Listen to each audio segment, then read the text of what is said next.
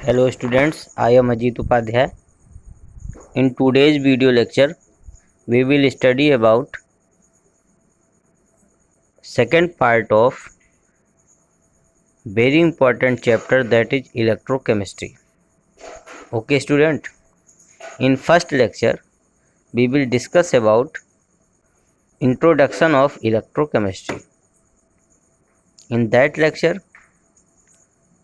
I teach you about introduction of electrochemistry, electrochemical cell, types of electrochemical test cell, and its usage.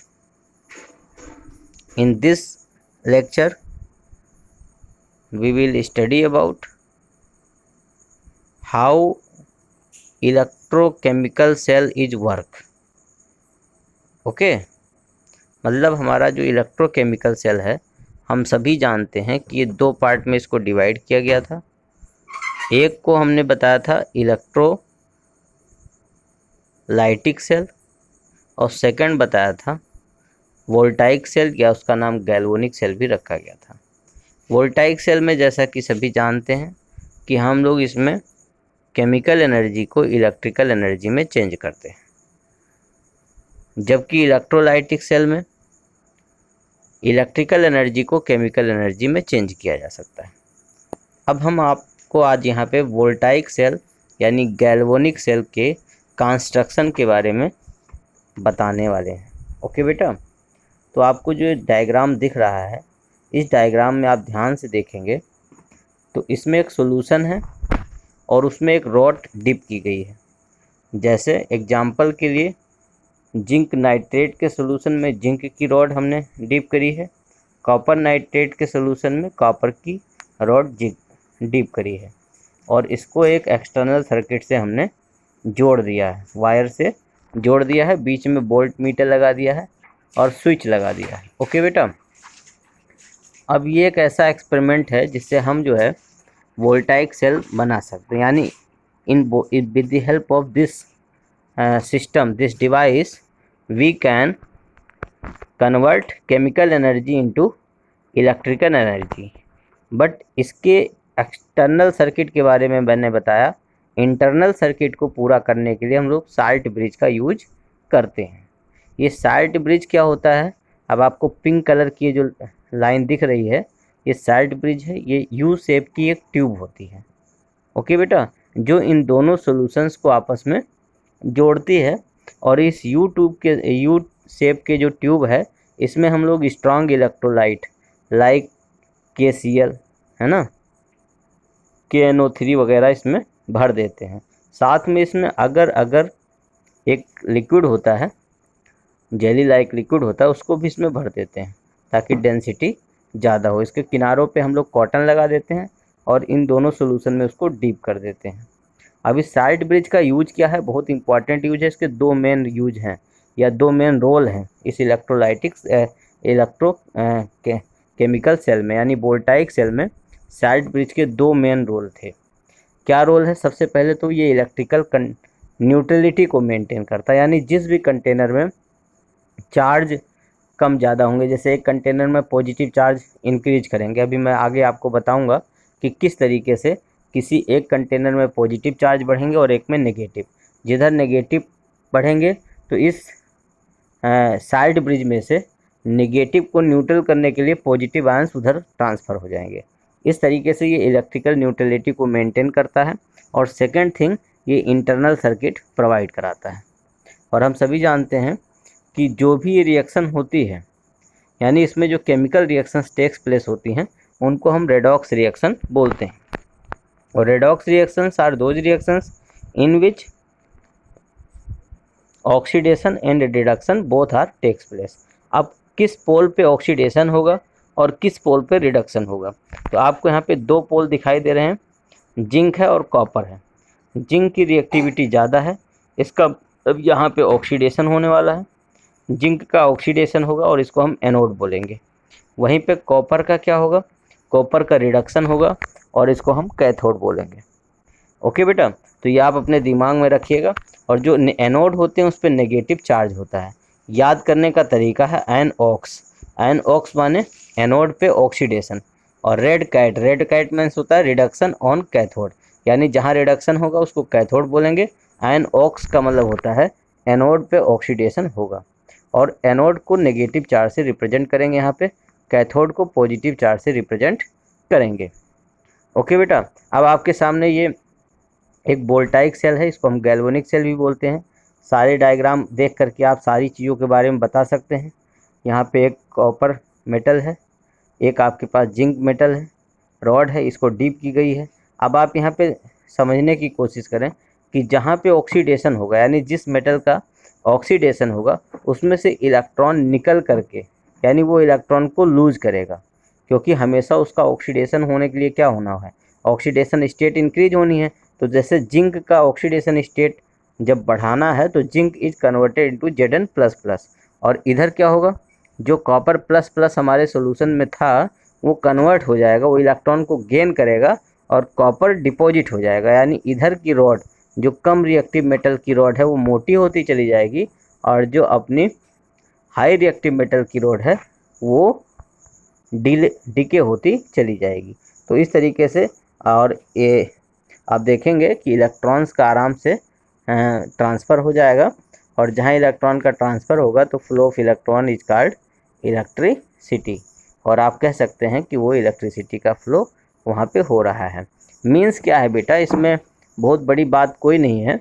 जहाँ कहीं भी आप voltaic cell की बात करेंगे तो वहाँ पे रेडॉक्स रिएक्शन होगा, एक जगह ऑक्सीडेशन होगा, एक जगह रिडक्शन होगा। ऑक्सीडेशन कौन से पोल पे होगा, तो उसके लिए आप आसानी से समझ सकते हैं कि जो भी रिएक्टिव मेटल होगी वही ऑक्सीडाइज होगी, इसका मतलब वहाँ पे ऑक्सीडेशन होगा, उसको हम एनोड बोलेंगे।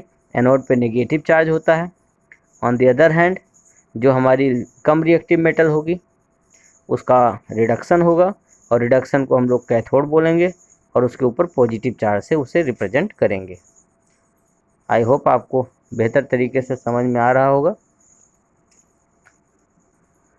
तो इलेक्ट्रिकल न्यूट्रलिटी कैसे मेंटेन होगी, अब आप यहाँ पे समझ सकते हैं कि जब भाई जिंक मेटल है और जिंक मेटल के Zn के जो पार्टिकल हैं वो Zn++ में कन्वर्ट होंगे तो वो सोल्यूशन में आ जाएंगे। तो सोल्यूशन यानी एनोड वाला जो सोल्यूशन है वो सोल्यूशन पॉजिटिवली चार्ज हो जाएगा, यानी वहाँ पे number of positive charge greater हो जाएंगे। तो साइड ब्रिज में जो नेगेटिव आयंस हैं they are move towards anode solution. समझ में आ रहा होगा, ये जो एनोड वाला सोल्यूशन है भाई, एनोड की रॉड में से इसका जब ऑक्सीडेशन होगा तो ऑक्सीडेशन के दौरान क्या होगा, इसमें से Zn निकल करके Zn++ के फॉर्म में कहाँ चला जाएगा, सोल्यूशन के अंदर। और उस सोल्यूशन को न्यूट्रल करने के लिए, क्योंकि वहाँ नंबर ऑफ कैटायंस बढ़ जाएंगे, तो कैटायंस जब बढ़ जाएंगे तो उसको न्यूट्रल करने के लिए साइड ब्रिज में से एनायंस, यानी जैसे हमने पोटेशियम नाइट्रेट भरा हुआ है तो K+ है और NO3- है, तो NO3- मूव कर जाएगा किधर की तरफ, एनोड वाले कंटेनर में। ओके बेटा, अब जो इलेक्ट्रॉन इसने लूज किया है जिंक ने, तो वो इलेक्ट्रॉन इस एक्सटर्नल वायर से होता हुआ कॉपर की तरफ पहुंच जाएगा, और कॉपर वाले पोल पे जाने के बाद उसमें जब इलेक्ट्रॉन जो आएंगे वो क्या करेंगे, उस सोल्यूशन में जो Cu++ घूम रहा है, यानी चूंकि हमने सोल्यूशन क्या लिया, कॉपर नाइट्रेट का, तो कॉपर नाइट्रेट में कॉपर प्लस के स्टेट में है, तो जो इलेक्ट्रॉन्स आएंगे एक्सटर्नल सर्किट के थ्रू वो इस कॉपर प्लस को 2 इलेक्ट्रॉन मिल जाएगा, और जब कॉपर को इलेक्ट्रॉन मिल जाएगा तो कॉपर वहाँ पे इस मेटल के रॉड पे डिपॉजिट होना शुरू हो जाएगा। इसका मतलब अब जो आपका Cu++ घूम रहा था वो Cu मेटल के फॉर्म में आ जाएगा, तो जाहिर सी बात है कि आपके सॉल्यूशन में, यानी कैथोड वाले सॉल्यूशन में आपके नाइट्रेट आयन की कंसंट्रेशन बढ़ती चली जाएगी, और उसको न्यूट्रल करने के लिए साइड ब्रिज से पोटेशियम इधर की साइड में मूव कर जाएगा कैथोड वाले रोड की तरफ। तो इस तरीके से आप देख सकते हैं कि इसमें जो रिएक्शन टेक प्लेस होगी वो होगी Zn solid plus Cu2++ gives out Zn2+ copper solid. इसका मतलब कॉपर का यहाँ पे रिडक्शन हुआ और जिंक का क्या हो गया है, ऑक्सीडेशन हो गया है। आप सभी बच्चों को बेहतर तरीके से समझ में आ गया होगा। आप अपनी बुक निकाल लीजिए और इस वीडियो को कई बार देखिए और साथ में नोट्स भी बनाइए। अब आपको मैं यहाँ रिप्रेजेंट कर रहा हूँ कि जिंक में से क्या निकला, इलेक्ट्रॉन, और जिंक किस में कन्वर्ट हुआ, Zn++ में। कहाँ पहुँच गया देख लीजिए, आपको दिखाई दे रहा होगा, सोल्यूशन में चला गया। और ये जो ग्रीन कलर के इलेक्ट्रॉन्स हैं, ये इलेक्ट्रॉन आपको दिख रहे हैं ऊपर जाते हुए, ये एक्सटर्नल वायर की तरफ जा रहे हैं। और हमारे इस जिंक मेटल की रॉड जो है धीरे धीरे डिके हो रही है। अच्छा, ये जो एक्सटर्नल वायर से इलेक्ट्रॉन आया, आप देखिए, आप कॉपर में आया, और जो कॉपर सोल्यूशन में, यानी कॉपर का जो सोल्यूशन है, साइड सोल्यूशन, उसमें जो Cu++ आयंस हैं, उनको ये इलेक्ट्रॉन मिल जा रहा है और they are deposited on this metal rod. तो आप देखेंगे कैथोड की रॉड जो है हमेशा मोटी होती चली जाती है, और एनोड की रॉड क्या होती है, वो छोटी होती चली जाती है। और इस तरीके से आप देखेंगे कि ये इसमें एक इलेक्ट्रिसिटी फ्लो होती रहेगी, क्योंकि जब भाई इलेक्ट्रॉन का फ्लो होगा तो इसी को हम लोग कह सकते हैं कि flow of electron is called electricity. अब आपको इसके कंस्ट्रक्शन के बारे में बहुत बेहतर तरीके से समझ में आ गया होगा कि वोल्टाइक सेल या डैनियल सेल हम लोग कैसे बनाते हैं, इसके कौन मेन से पार्ट हैं और उन पार्ट का क्या रोल है। जैसे वोल्ट मीटर का क्या रोल है, तो बेटा वोल्ट मीटर यहाँ पे करंट को, एक्सटर्नल करंट कितना फ्लो हो रहा है इसको मेजर करता है, उसकी पोटेंशियल डिफरेंस को मेजर करता है।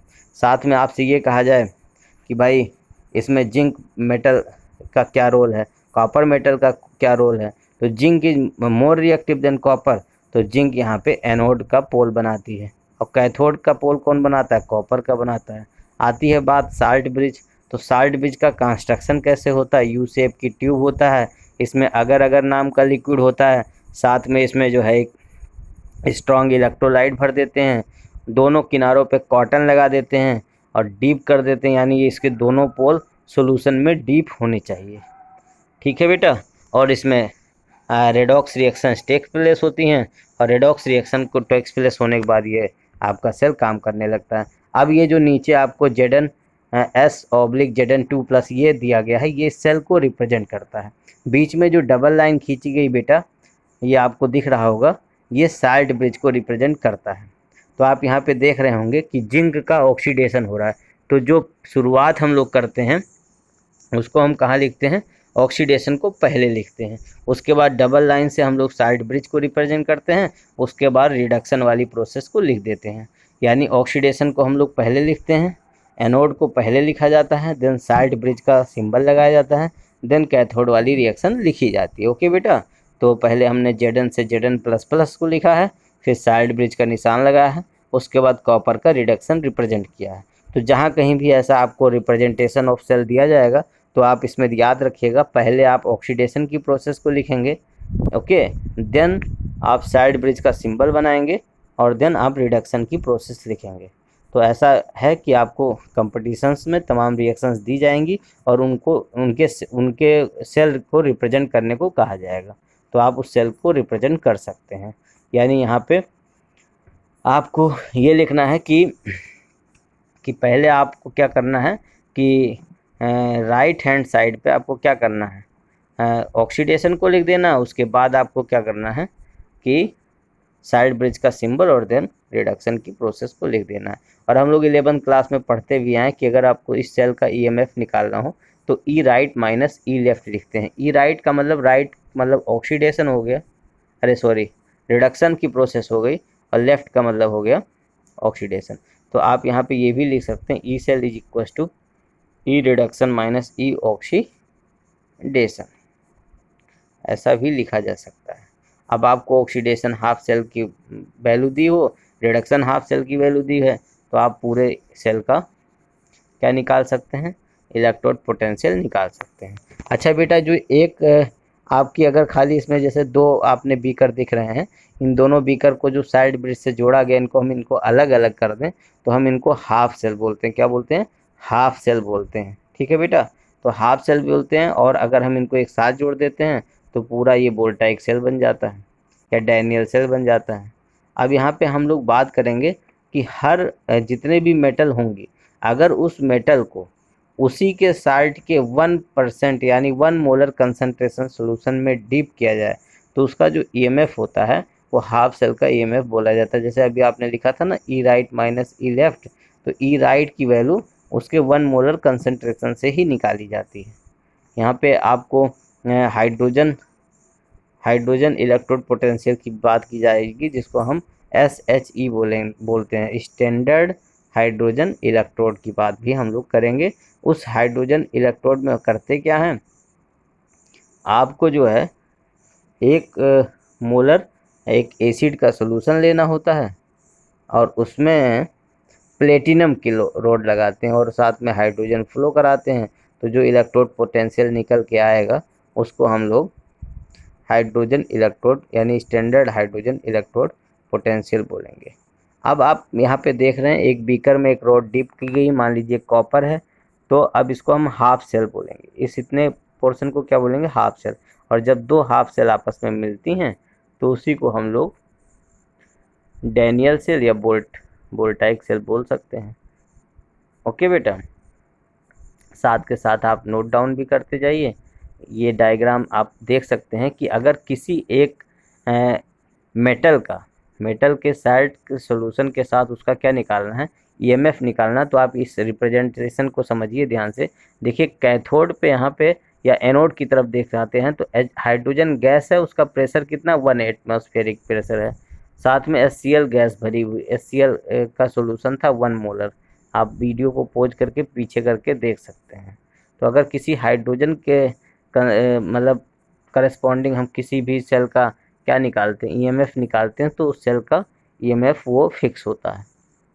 ठीक है, और इसी डिफरेंट मेटल के ईएमएफ निकाल करके, ओके बेटा, जब तक दो सेल आपस में नहीं जुड़ेंगे तब तक इलेक्ट्रिसिटी फ्लो नहीं होगी, यानी हाफ सेल कोई इलेक्ट्रिकल एनर्जी प्रोड्यूस नहीं कर सकता है।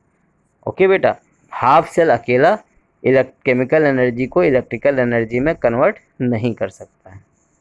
ओके बेटा, अब यहाँ पे हम लोग क्या कर सकते हैं, ये आपको मैं SHE के बारे में बताने की कोशिश कर रहा हूँ कि हाइड्रोजन इलेक्ट्रोड के साथ जब हम करस्पॉन्डिंग किसी भी मेटल का जो है मेटल का डैनियल सेल बनाते हैं तो उस मेटल का EMF आपको मिल सकता है।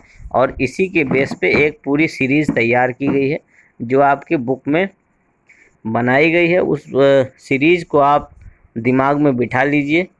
जितनी निगेटिव वैल्यू बेटा आएगी, ई सेल की जितनी निगेटिव वैल्यू किसी भी मेटल के लिए आएगी वो उतना ही रिएक्टिव माना जाएगा।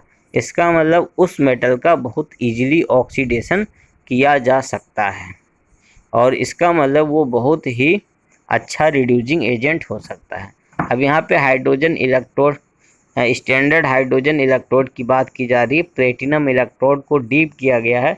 1 मोलर HCl सोल्यूशन ले लीजिए आप, इसमें एक ग्लास ट्यूब लीजिए, हाइड्रोजन गैस इसके अंदर फ्लो कराया जाएगा, जबकि उसका प्रेशर क्या होना चाहिए, 1 एटमॉस्फेरिक प्रेशर होना चाहिए। और जो हम एसिड का सॉल्यूशन लेंगे उसमें हाइड्रोजन आयन की कंसंट्रेशन 1 मोल पर लीटर होनी चाहिए, यानी कैपिटल M, यानी उसकी मोलरिटी हाइड्रोजन आयन की जो कंसंट्रेशन है वो 1 होनी चाहिए। हाइड्रोजन गैस जो इसमें पास होगा उसका एटमॉस्फेरिक प्रेशर यानी 1 बार के इक्वल होना चाहिए। और इस तरीके से एक इसका जो स्टैंडर्ड हाइड्रोजन इलेक्ट्रोड निकलता है वो उसकी वैल्यू वैसे अबाउट में 0 होती है बेटा। ओके, अगर कोई पूछे कि स्टैंडर्ड हाइड्रोजन इलेक्ट्रोड की वैल्यू क्या है तो आप क्या बताएंगे, वो 0 है। जब हम किसी दूसरे हाफ सेल को इसके साथ कोरिलेट करते हैं तो जो दूसरा हाफ सेल है बेटा उसका ई नोट सेल हमको बहुत ईजिली पता चल सकता है। और ये सब एक्सपेरिमेंटल वैल्यू जो निकल के आती है उसके बिहाफ पे एक टेबल बनाई गई। वो टेबल आपकी NCERT की बुक में बाकायदे बनी हुई है, आप उस टेबल को अपनी कॉपी में भी नोट कर सकते हैं।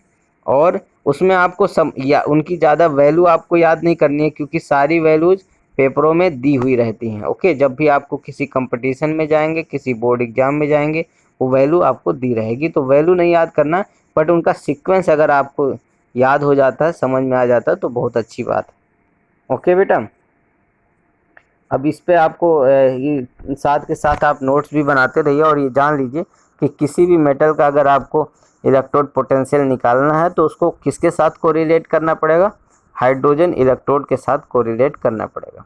और फिर आप जानते हैं EMF of the cell is equal to होता है E right minus E left, और उसमें हाइड्रोजन का भाई आपका इलेक्ट्रोड पोटेंशियल 0 ही है तो दूसरे वाले का इलेक्ट्रोड पोटेंशियल उसमें आ जाया करेगा। इसी मेथड के बिहाफ पे हमने सारे मेटल्स का इलेक्ट्रोड पोटेंशियल कैलकुलेट करके और उसको एक टेबल यानी एक टेबल में उसको जो है क्रम से हमने सेट किया हुआ है और उसी को हम इलेक्ट्रोकेमिकल सीरीज बोलते हैं।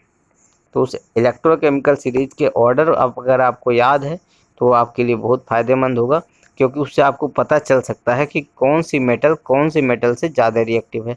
यानी दो मेटल आपको जब दी जाएंगी तो आप उसमें ईजिली ये पता लगा सकते हैं कि इन दोनों मेटल में किसका ऑक्सीडेशन होने वाला है और किसका रिडक्शन होने वाला है। इसका मतलब कि आपको वो इलेक्ट्रोकेमिकल सीरीज यानी मेटल्स की जो सीरीज है वो बिल्कुल याद होनी चाहिए। उसके लिए मैं एक वीडियो बनाऊंगा, छोटा सा बहुत अच्छा वीडियो, मुझे उसके बारे में मेरे पास एक याद करने की एक ट्रिक भी है और मैं ट्रिक आपको शेयर करूंगा। बट आज अगर इसको हम करेंगे तो वीडियो ज़्यादा लंबा हो जाएगा, सो उसके लिए आपको थोड़ा सा वेट करना है। नेक्स्ट लेक्चर में हम उसका एक वीडियो बनाकर आपको बताते हैं कि किस तरह इलेक्ट्रोकेमिकल सीरीज को लर्न कर सकते हैं।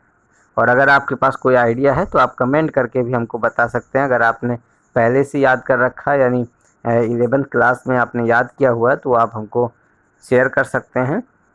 ठीक है, ज्ञान बांटने से बढ़ता है। ओके बेटा, तो इस तरीके से मैं आपको शेयर करूँगा, बताऊँगा कि कैसे हम इलेक्ट्रोकेमिकल सीरीज को लर्न कर सकते हैं।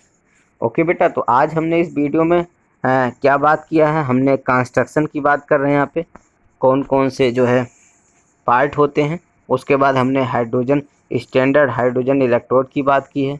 उसके बाद हाफ सेल की बात की है और हाफ सेल में आप किस तरीके से ई सेल निकाल सकते हैं वो उसकी बात आपने बताई है। जैसे इस सेल में आप देखिए जिंक का मान लीजिए आपको ई नोट सेल यानी स्टैंडर्ड इलेक्ट्रोड पोटेंशियल निकालना है तो आप लिखेंगे ई राइट माइनस ई लेफ्ट। और इस तरीके से आप देखेंगे इस सेल का जो ईएमएफ आया है 0.76 वोल्ट आया है, is equal to E right यानी हाइड्रोजन का हमने 0 मान लिया माइनस ई लेफ्ट। अब ई लेफ्ट को हमने कैलकुलेट कर लिया तो माइनस में वैल्यू आ गई। माइनस में वैल्यू आने का मतलब है कि the metal is reactive than hydrogen. Okay बेटा, ये हाइड्रोजन से ज़्यादा रिएक्टिव है। और हाइड्रोजन के साथ अगर इसको हम को रिलेट करेंगे तो जो रेडॉक्स रिएक्शन इस डैनियल सेल में चल रही है उसमें जिंक का ऑक्सीडेशन टेक प्लेस होगा। ओके बेटा, तो आपको क्लियर हो गया होगा कि जिनकी नेगेटिव वैल्यू होगी हाई, जब इसमें आपको दो मेटल दिए जा सकते हैं, दोनों का ई नोट सेल की वैल्यू दी जा सकती है और आपसे कहा जा सकता है कि इसके सेल को रिप्रेजेंट करिए। तो याद रखिएगा कि जिसकी नेगेटिव वैल्यू ज़्यादा होगी यानी वैल्यू कम होगी, अगर दोनों पॉजिटिव हैं तो जिसकी कम है उसका ऑक्सीडेशन आप कराइएगा। तो ऑक्सीडेशन को पहले लिखते हैं, देन साइड ब्रिज लगाते हैं, उसके बाद रिडक्शन वाली प्रोसेस को लिख देते हैं। तो आपको अच्छे से समझ में आ रहा होगा। साथ के साथ आप नोट्स भी बनाते रहिए। जहां आपको थोड़ा समझने में दिक्कत हो तो आप वीडियो को बैक करके दोबारा देख लीजिए। जब भी आप चैनल पे आइए, जब भी आप वीडियो लेक्चर लीजिए तो पहले उसको कोशिश करिए कि डाउनलोड कर लीजिए। डाउनलोड करने से क्या होगा, फिर आपको नेटवर्क के पीछे नहीं भागना पड़ेगा। एक बार आप डाउनलोड पे क्लिक कर देंगे आपकी मोबाइल में डाउनलोड हो जाएगा। डाउनलोड होने के बाद आप कभी भी उस वीडियो को देख सकते हैं, चाहे आपके मोबाइल में नेटवर्क हो या ना हो। तो बच्चों, जब भी आप यूट्यूब पे जाएं, चैनल पे जाएं, तो आप पहले उस वीडियो को लाइक वाइक तो करते ही हैं, साथ के साथ आप जो है वीडियो को डाउनलोड करके अपने मोबाइल में कर लेंगे। तो आप जब कभी भी आपको नोट्स बनाना हो, जब कभी भी देखना हो, तो आप आसानी से उस वीडियो को देख सकते हैं, कई बार देख सकते हैं, बैक करके देख सकते हैं। जो बच्चे ऐसे एरियाज़ में रहते हैं जहाँ पे नेटवर्क कम रहता है तो उनसे मैं रिक्वेस्ट करूँगा कि आप सबसे पहले वीडियो को डाउनलोड कर लिया करिए। डाउनलोड करने के बाद आप चीज़ों को कई बार आसानी से देख सकते हैं। तो ये आपकी सीरीज है, ये आपकी बुक में सीरीज अगर आपको स्क्रीन पे साफ नहीं दिख रहा है तो आप बुक की मदद से इस टेबल को अपनी कॉपी में नोट कर सकते हैं। वैल्यू नोट करने की कोई ज़रूरत नहीं है, क्योंकि वैल्यू हर एग्ज़ाम में, चाहे वो बोर्ड का एग्ज़ाम हो चाहे कंपटीशन्स के एग्ज़ाम हो, वैल्यू आपको गिवन रहेगी।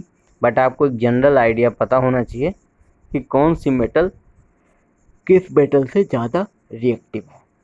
ओके बेटा, तो एवरीथिंग इज क्लियर हो रहा होगा यहाँ पे। तो यहाँ पे आप देख सकते हैं हाइड्रोजन पे इस समय जो है हमने जो है आपको दिखाने की कोशिश है कि हाइड्रोजन के ऊपर के सारे मेटल के जो ई नोट सेल हैं पॉजिटिव हैं और नीचे के मेटल्स के नेगेटिव हैं, यानी ये जो नीचे वाले मेटल हैं they are more reactive metals, और इनका ज़्यादातर क्या होता है, अगर इनका कॉम्बिनेशन ऊपर वाले मेटल्स के साथ है तो इन मेटल्स का ऑक्सीडेशन होगा और ऊपर वाली मेटल्स का रिडक्शन होगा। ओके बेटा, नेक्स्ट वीडियो में मैं इनके ऑर्डर को याद करने का एक जनरल तरीका आपको बताऊंगा, तो उसको देखना मत भूलिएगा। और आपको सारे लेक्चर्स टाइम से मिलते रहें तो आप इसके लिए टाइम टेबल भी नोट कर सकते हैं, और साथ के साथ आप अगर सब्सक्राइब कर लेंगे तो आपके मोबाइल पे अपने आप नोटिफिकेशन आ जाया करेगा, तो आप समझ जाएंगे कि हाँ वीडियो अपलोड हो चुकी है, हमको उसको देख लेना चाहिए। ओके बेटा, तो उससे आपका टाइम वेस्ट नहीं होगा और आपको खोजना भी नहीं पड़ेगा। तो आप यहाँ पे देख सकते हैं कि जो फ्लोरीन है इसका सबसे हाई नेगेटिव वैल्यू है, यानी पॉजिटिव में। इसका मतलब इसका हम ऑक्सीडेशन नहीं करा सकते, जितना अच्छे से इसका रिडक्शन हो सकता है, यानी इलेक्ट्रॉन को गेन आसानी से कर सकता है ये। ओके बेटा, इसका मतलब जब कोई इलेक्ट्रॉन को गेन करता है तो उसका रिडक्शन होता है, और रिडक्शन वाले एलिमेंट जिनका रिडक्शन ईजिली हो सकता है उनको हम कहते हैं उनकी ऑक्सीडाइजिंग पावर ज़्यादा होती है। इसी तरह आप लिथियम को देखेंगे तो लिथियम लीस्ट नेगेटिव में जा रहा है, और लीस्ट नेगेटिव होने का मतलब है कि इसका बहुत ईजिली इसका हम लोग क्या करा सकते हैं, क्या करा सकते हैं बेटा, ऑक्सीडेशन करा सकते हैं। आपको समझ में आ रहा होगा, चीज़ों को बेटा नोट करते रहिए कॉपी में, ताकि एग्ज़ाम टाइप में आप क्विक रिवीजन भी कर सकें। ठीक है,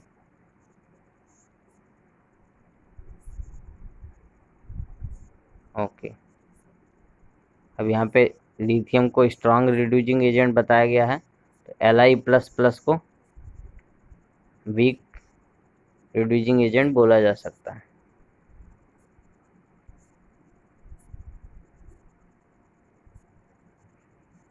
ओके स्टूडेंट्स,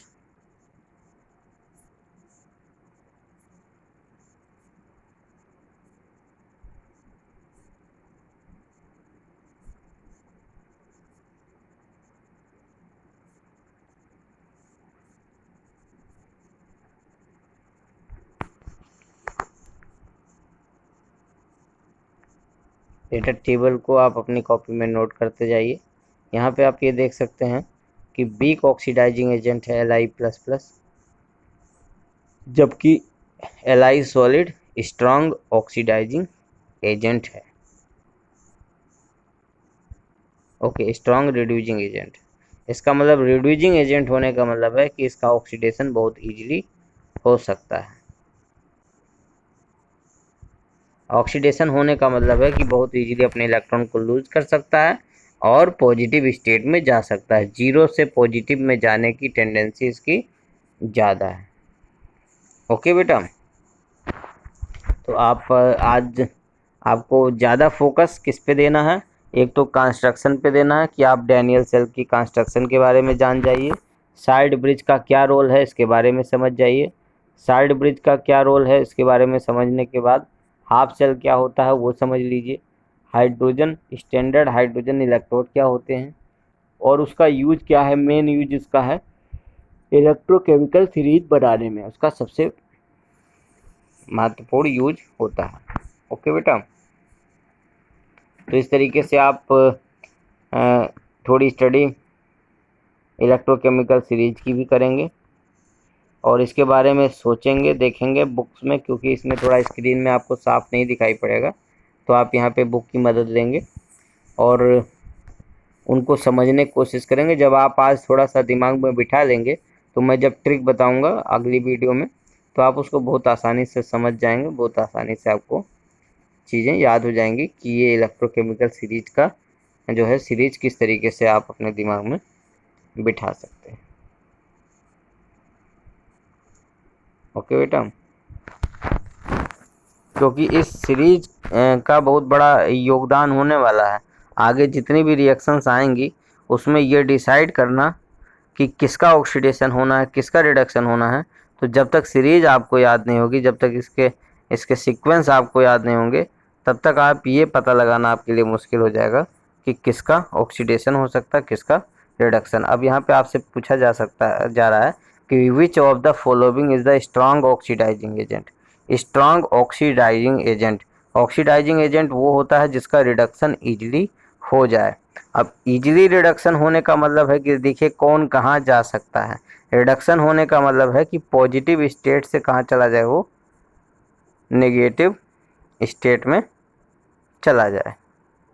ऑक्सीडाइजिंग एजेंट का मतलब होता है कि उसका रिडक्शन हो जाए, इसका मतलब वो प्लस से कम में चला जाए। जैसे C2O4 माइनस माइनस है, Cr2O7 माइनस माइनस।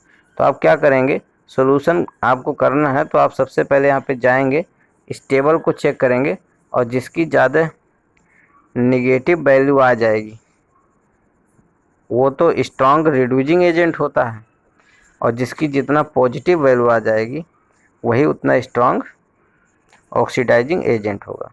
तो यहाँ पे आपको टेबल की मदद लेनी पड़ेगी, वैल्यू इसमें दी रहेगी। अगर ऐसा क्वेश्चन बोर्ड एग्जाम में आता है या कहीं कंपटीशन में आता है तो सबके यू नोट सेल की वैल्यू दी रहेगी। आपको सिर्फ ये देखना होगा कि किसकी पॉजिटिव और किसकी नेगेटिव, किसकी कम वैल्यू है, किसकी ज़्यादा वैल्यू। जैसा मैंने आपको बता दिया कि नेगेटिव वैल्यू वाले एलिमेंट्स का ऑक्सीडेशन ईजिली हो जाता है, और जिसका ऑक्सीडेशन ईजिली हो जाएगा उसको हम लोग क्या बोलेंगे कि ऑक्सीडेशन हो रहा है, इसका मतलब वो रिड्यूसिंग एजेंट है।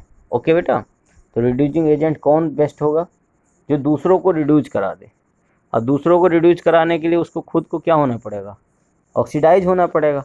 ऑक्सीडाइज वही इजीली हो सकता है जो रिएक्टिव ज़्यादा हो। रिएक्टिव ज़्यादा मतलब ई नोट सेल की वैल्यू नेगेटिव होगी। नोट करिए अपनी कॉपी में, E note cell is negative means highly reactive means easily oxidize means reducing best reducing agent। Okay, एक बार कहिए तो मैं फिर से बताऊं कि सबसे पहले आपको लिखना है high negative value of E note cell represents high reactive metal means it can easily oxidized, it means it is best reducing agent। ये सारी बातें आप अपनी कॉपी में नोट कर लीजिए, आने वाले समय में आपको बहुत ही फ़ायदेमंद होने वाली है। ओके बेटा, अब आप किसी का ईएमएफ कैसे कैलकुलेट करते हैं तो इसके लिए आपको बताया गया है कि भाई आप कुछ मत करिए, राइट माइनस लेफ़्ट कर दीजिए, यानी E cell is equal to क्या कर सकते हैं, E right minus E left. Okay, इन दोनों की वैल्यू आपको दी रहेगी। अब इसमें एक चीज़ बच्चे गलती करते हैं कि चीज़ों में आपको पॉजिटिव और नेगेटिव का साइन ज़रूर देखना है, और जब किसी नेगेटिव चीज़ को आप माइनस करेंगे तो माइनस की मल्टीप्लाई माइनस में होती है तो चीज़ आपस में जुड़ जाती है। तो आप इनका भी ध्यान रखिएगा, मैथमेटिकल एरर आप लोग कर देते हैं, जहाँ जोड़ना होता है वहाँ घटा देते हैं, जहाँ पे घटाना होता है वहाँ पे जोड़ देते हैं। तो ऐसी गलतियाँ मत करिएगा, नहीं तो सारा क्वेश्चन रॉन्ग हो जाएगा तो आपको काफ़ी नुकसान का सामना करना पड़ सकता है। ओके, तो this is very small mistake. और जो हमने देखा है, तमाम बोर्ड की कॉपियाँ हमने चेक करी तो उसमें हमने ये देखा है कि अक्सर बच्चे इस बात में गलती कर जाते हैं, बाकी सारी प्रोसेस उनकी सही होती है बट यहाँ पे गलती कर जाते हैं। अब एक क्वेश्चन है आपके सामने, अ स्टूडेंट कंस्ट्रक्ट, उसने एक वोल्टाइक सेल बनाया है by connecting a half cell containing silver wire. 1 molar silver nitrate में उसको इमर्ज किया गया है सिल्वर वायर को, और एक half cell made from aluminium wire, और जिसको डीप किया गया है 1 मोलर एल्युमिनियम नाइट्रेट सॉल्यूशन में। यानी सिल्वर और एल्युमिनियम को आपस में डीप किया गया है, दोनों के साइड सॉल्यूशन लिए गए हैं, उनकी मोलरिटी 1 मोलर है। अब आपको इसमें देखिए कुछ क्वेश्चंस दिए जाएंगे, उनके सॉल्यूशंस आपको पता करने हैं। क्वेश्चन सबको समझ में आ गया होगा कि एक सिल्वर की रॉड है, उसको सिल्वर के सॉल्यूशन साइड सॉल्यूशन में डीप किया गया है जिसकी मोलरिटी 1 मोल पर लीटर है, और एक आपके पास एल्युमिनियम है जिसको एल्युमिनियम के साइड सॉल्यूशन में डीप किया गया है जिसकी मोलरिटी 1 मोलर है। अब आपको आइडेंटिफाई करना है एनोड और कैथोड इन द सेल। आपको write the balance net ionic equation लिखना है, आपको E cell E nought cell calculate करना है, यानी स्टैंडर्ड इलेक्ट्रोड पोटेंशियल आपको कैलकुलेट करना है इस इक्वेशन का। इसके बाद identify the direction of electron flow in the circuit, आपको सर्किट में इलेक्ट्रॉन के डायरेक्शन को फ्लो पता करना है। बहुत अच्छा क्वेश्चन है, इंटरेस्टिंग क्वेश्चन है। इसके बाद आपको आइडेंटिफाई करना है the direction of ion movement through the side bridge, side bridge में कौन सा आयन किस डायरेक्शन में मूव करेगा ये भी आपको बताना है। और विच इलेक्ट्रोड विल गेट लार्जर, यानी कौन सा इलेक्ट्रोड लार्ज हो जाएगा, यानी कौन मोटा हो जाएगा, किसकी रॉड मोटी होगी। और विच इलेक्ट्रोड गेट स्मॉलर, कौन कम हो जाएगा। अगर आप इसका सोल्यूशन इन सारे क्वेश्चंस का सोल्यूशन दे देते हैं तो आई कैन से दैट कि आपने सारा पूरा लेक्चर बहुत इजीली समझ लिया है और आप को सारी चीज़ें पता चल चुकी हैं। चलिए हम एक एक करके इसके आंसर की तरफ चलते हैं। जैसे पहला आप देख रहे हैं कि identify the anode and cathode in the cell. तो अगर आपको इसको रिप्रेजेंट करना है कि कौन एनोड है कौन कैथोड है, तो बेटा आप अपनी वही इलेक्ट्रोकेमिकल सीरीज में जाएंगे और देखेंगे कि सिल्वर और एल्युमिनियम इन दोनों में किसकी वैल्यू ज़्यादा नेगेटिव है। बेटा जिसकी वैल्यू ज़्यादा नेगेटिव होगी हमने बताया है उसी का ऑक्सीडेशन होगा, और ऑक्सीडेशन होने का मतलब है कि आप कह सकते हैं कि वो एनोड बनाएगा। और साथ के साथ आप ये देखेंगे जिसकी वैल्यू जो पॉजिटिव में होगी यानी हाई स्टैंडर्ड इलेक्ट्रोड पोटेंशियल होगा, वो क्या कर सकता है, वो रिड्यूस होता है और वो कैथोड बनाता है। यहाँ पे आप देख सकते हैं सिल्वर की वैल्यू है 0.80, जबकि एल्युमिनियम की है -1.66। तो जो माइनस में है एल्युमिनियम इसको आप एनोड बोलेंगे, और जो सिल्वर है पॉजिटिव में है इसको आप कैथोड बोलेंगे। बहुत अच्छे से समझ में आ गया होगा। तो पहले क्वेश्चन का आपको आंसर मिल गया कि एनोड और कैथोड आपको पता लगाना था। एनोड आपने बता दिया। एनोड यहाँ पे एल्युमिनियम वाला पोल एनोड का काम करेगा। ओके बेटा, क्योंकि वो आसानी से क्या हो सकता है, ऑक्सीडाइज हो सकता है, इसीलिए वो एनोड बनाएगा और एनोड पे नेगेटिव चार्ज होता है।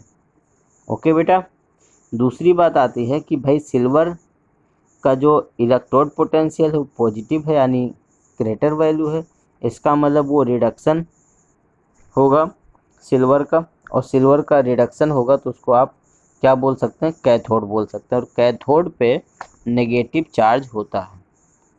क्लियर हो गई बात, सबको समझ में आ गई। इसमें कोई भी डाउट नहीं रह गया आपका कि ऑक्सीडेशन एट एनोड, एल्युमिनियम का ऑक्सीडेशन हो रहा है। रिडक्शन एट कैथोड मीन्स यहाँ पे सिल्वर का रिडक्शन हो रहा है। आप सभी को समझ में आ गया होगा। ओके बेटा, अब हम चलते हैं अपने सेकंड क्वेश्चन पे। आपको याद होगा कि सेकंड क्वेश्चन क्या था, भाई एनोड है कैथोड है। अगर हम इसमें मूवमेंट की बात करें कि कौन किधर से मूव करता है, इलेक्ट्रॉन किधर से किधर मूव करेगा, तो इलेक्ट्रॉन किधर से किधर मूव करेगा। अब आप खुद सोचिए, भाई एनोड पे नेगेटिव चार्ज है और कैथोड पे कैसा चार्ज होता है, पॉजिटिव चार्ज होता है। नेगेटिव चार्ज होने का मतलब है कि यहाँ पे इलेक्ट्रॉन की डेंसिटी ज़्यादा होगी। कॉपी में नोट करिए, एनोड पे इलेक्ट्रॉन की डेंसिटी ज़्यादा होती है। In case of voltaic cell at anode the density of electron is greater, at cathode the density of electron is less. So electron move from high density to low density. इसका मतलब electron इसमें जो move करेगा बेटा वो anode से cathode की तरफ जाएगा। ओके, और अगर आपसे कोई कहे इलेक्ट्रिसिटी किधर से फ्लो होगी तो कैथोड से एनोड की तरफ होगी। इलेक्ट्रिसिटी जिधर से फ्लो होती है उसको हम हाई पोटेंशियल बोलते हैं, और जिधर को फ्लो होती है उसको हम लोग लो पोटेंशियल बोलते हैं। ओके बेटा, इसीलिए रिडक्शन हाफ में से ऑक्सीडेशन हाफ को माइनस किया जाता है, तो आपको स्टैंडर्ड इलेक्ट्रोड पोटेंशियल या ईएमएफ ऑफ द सेल आप कैलकुलेट कर लेते हैं। क्लियर हो रहा है सबको, तो सारी बातें आप नोट करते रहिए।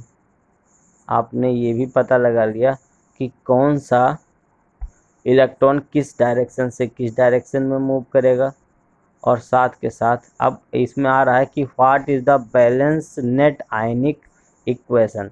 तो अगर आप आयनिक इक्वेशन देखेंगे तो सिल्वर एक इलेक्ट्रॉन को क्या कर रहा है, गेन कर रहा है, और सिल्वर सॉलिड फॉर्म में कन्वर्ट हो रहा है।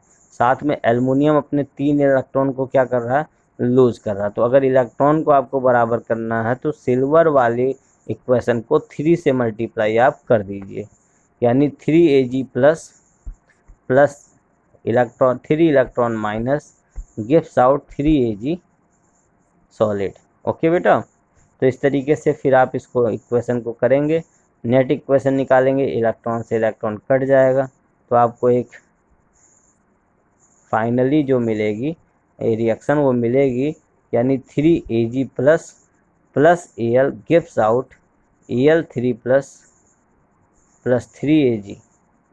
और इस तरीके से टोटल चार्ज ट्रांसफ़र इस इक्वेशन में n की वैल्यू 3 होगी, यानी हर इक्वेशन को देख करके आप कितना इलेक्ट्रॉन कितना चार्ज ट्रांसफ़र हो रहा है ये भी आपको 1 मोल में कैलकुलेट करना आना चाहिए। तो जैसे एक एटम है तो एक एटम के लिए कितने इलेक्ट्रॉन का ट्रांसफ़र हो रहा है, 3 इलेक्ट्रॉन का। तो इस पूरी बैलेंस केमिकल रिएक्शन के लिए जो n की वैल्यू होगी, आगे हमको n की वैल्यू गिब्स एनर्जी वगैरह निकालने में यूज करना होगा, तो वहाँ पे n की वैल्यू यहाँ पे 3 आएगी। ओके, तो नेट इक्वेशन आपके सामने लिख रहा हूँ कि 3Ag plus plus Al gives out Al3 plus plus 3Ag। तो आई होप आपको तीनों बातें समझ में आई। जैसे पहले मैंने बताया कि भाई आप देख करके बताओ कि एनोड कौन बनाएगा, कैथोड कौन बनाएगा, उसके बाद कौन किधर की तरफ इलेक्ट्रॉन कैसे मूवमेंट करेगा, और इलेक्ट्रिसिटी किधर से किधर मूवमेंट करेगी। अब आपने बैलेंस नेट इक्वेशन भी लिख दिया है। अब आप ई नोट सेल कैसे कैलकुलेट करेंगे, तो ई नोट सेल के लिए मैंने बताया था कि ई रिडक्शन माइनस ई ऑक्सीडेशन आप कर सकते हैं। तो रिडक्शन किसका हो रहा है, यहाँ पे आप देखिए, रिडक्शन हमेशा किसका होता है, कैथोड का होता है, और उसमें से आप एनोड की ई नोट सेल को माइनस कर दीजिए। माइनस करेंगे तो आपको सब कुछ पता चल जाएगा। ठीक, अच्छा, अब आपको ये तो वही क्वेश्चन है, रिपीट हो रहा है। मैंने आपको बता ही दिया था कि कहाँ से कहाँ इलेक्ट्रॉन मूव करेगा। तो एल्युमिनियम से इलेक्ट्रॉन मूव करेगा, किधर की तरफ जाएगा, सिल्वर की तरफ जाएगा। तो इलेक्ट्रॉन एनोड से कैथोड की तरफ जाता है, क्योंकि एनोड पे नेगेटिव चार्ज होता है, इलेक्ट्रॉन डेंसिटी ज़्यादा होती है, कैथोड पे इलेक्ट्रॉन डेंसिटी कम होती है। ओके बेटा, अब साइड ब्रिज में क्या होगा, भाई एनोड के बारे में क्या बताया था कि एनोड में जो भी होगा उसका ऑक्सीडेशन होगा, यानी वो Zn है तो Zn प्लस प्लस में कन्वर्ट होगा, उसको निगेटिव पार्ट, यानी साइड ब्रिज का नेगेटिव पार्ट एनोड की तरफ मूव करेगा। कॉपी में नोट करिए, साइड ब्रिज का नेगेटिव पार्ट एनोड की तरफ मूव करेगा, जबकि साइड ब्रिज का पॉजिटिव आयन कैथोड की तरफ मूव करेगा। आप सभी को समझ में आ गया होगा। इलेक्ट्रिकल न्यूट्रलिटी को मेंटेन करने के लिए साइड ब्रिज का नेगेटिव पार्ट जो होगा वो हमारे एनोड की तरफ आएगा, यानी एनोड वाले सॉल्यूशन में आ जाएगा। क्लियर हो रहा सबको? ऐसा क्यों हुआ, क्योंकि यहाँ पे इस एनोड वाले सॉल्यूशन में पॉजिटिव चार्ज की क्वांटिटी ज़्यादा हो गई। इसी तरीके से आप देखेंगे कि कैथोड वाले में नेगेटिव चार्ज पार्टिकल्स ज़्यादा होंगे। इनको न्यूट्रल करने के लिए साइड ब्रिज में से पॉजिटिव आयंस इस सॉल्यूशन में मूव करेंगे। ओके बेटा, तो कॉपी में नोट कर लीजिए कि फ्रॉम साइड ब्रिज से क्या होगा, जो नेगेटिव आयंस होंगे वो एनोड की तरफ मूव करेंगे, जबकि जो पॉजिटिव आयंस होंगे वो कैथोड की तरफ मूव करेंगे। ओके बेटा, अब यहाँ पे बात आती है कि जो अपना एक वोल्टाइक सेल है उसका जो ईएमएफ होता है 1.1 वोल्ट के इक्वल आता है। अब अगर हम इस पर एक एक्सटर्नल जो है एक्सटर्नल पोटेंशियल डिफरेंस लगाते हैं तो क्या होगा, इसके जो इलेक्ट्रॉन का फ्लो है, जो इलेक्ट्रिसिटी फ्लो हो रही है, उस पर क्या असर पड़ेगा। तो 3 कंडीशन बनेंगे। If external opposite potential is equal to the cell potential, अगर आपने ई एक्सटर्नल जो पोटेंशियल लगाया है 1.1 वोल्ट के इक्वल कर दिया है, तो कोई भी चार्ज का ट्रांसफ़र नहीं होगा। ओके बेटा, तो यानी एक्सटर्नल जो पोटेंशियल आप लगाएंगे किसी भी सेल पे, तो उस सेल के इलेक्ट्रॉन पोटेंशियल के इक्वल लगाना पड़ेगा। अब आप एक्सटर्नल अगर इससे ज़्यादा लगाते हैं बेटा, तो क्या होगा, तो अगर आप ज़्यादा बाहर से लगा देंगे तो फिर ये रिएक्शन रिवर्स हो जाएगी। रिएक्शन रिवर्स हो जाएगी, इसका मतलब जो आपका सेल है वो इलेक्ट्रोलाइटिक सेल में कन्वर्ट हो जाएगा। ओके, क्योंकि अब सब कुछ पलट जाएगा, सब कुछ अपोजिट डायरेक्शन में मूव करने लगेगा, और इसी को आप बोलते हैं कि आप इलेक्ट्रिसिटी के माध्यम से किसी भी बैटरी को रिचार्ज करते हैं, तो वहाँ पे इलेक्ट्रोलाइटिक सेल काम करता है। ठीक है, तो ऐसा क्यों होता है, अब जितना भी उसका इलेक्ट्रोड पोटेंशियल होगा उससे ज़्यादा आपको एक्सटर्नल पोटेंशियल देना होगा। ठीक, तो इस डिवाइस का यूज हम लोग करते हैं, यानी इस रिएक्शन का यूज हम लोग क्या करते हैं, रिवर्स रिएक्शन का यूज करते हैं पीएच को मेजर करने के लिए, है ना। ये केएसपी क्या होता है बेटा, केएसपी होता है सोल्युबिलिटी प्रोडक्ट। ये आप लोग आयनिक इक्विलिब्रियम जब पढ़े थे तो वहाँ पे आपको बताया गया था। तो ये सब कुछ यूजेज हैं। ओके बेटा, इलेक्ट्रोकेमिकल सेल के कुछ यूजेज हैं कि आप पीएच को मेजर कर सकते हैं, केएसपी को मेजर कर सकते हैं, इक्विलिब्रियम कांस्टेंट को मेजर कर सकते हैं। ओके बेटा, तो अब आप इन सारी चीज़ों को अपनी कॉपी में नोट कर लीजिए। आगे हम लोग जो लेक्चर नंबर 3 लेकर आएंगे उसमें हम आपको नर्नस्ट इक्वेशन के बारे में बताएंगे, यानी अब आप नर्नस्ट इक्वेशन के माध्यम से किसी भी सेल के इलेक्ट्रोड पोटेंशियल को मेजर कर सकते हैं। तो आई होप आज के इस वीडियो लेक्चर में आपको काफ़ी चीज़ें हमने बता दी हैं। ओके बेटा, तो आप उनको पढ़ते रहिए ध्यान से, और all the best. Next lecture हम बहुत जल्द लेकर के आपके बीच आएंगे। Okay, thank you very much.